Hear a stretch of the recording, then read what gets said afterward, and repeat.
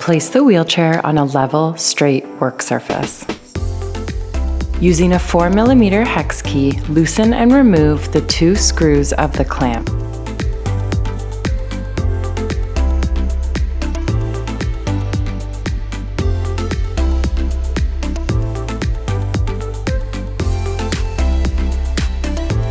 Using a 5mm hex key, loosen the screw in the center of the caster housing pivot.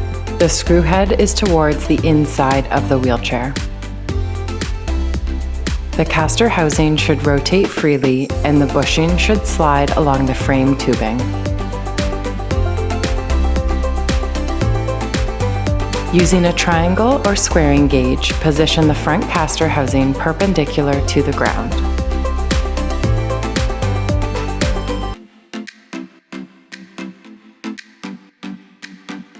While making sure the caster housing remains perpendicular to the ground, insert and tighten the screws of the clamp and the caster housing pivot.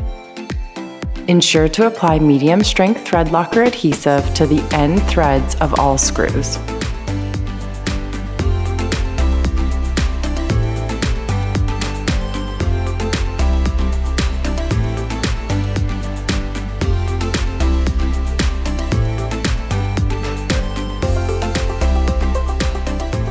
Apply the standard tightening torque values according to the size of the hex key.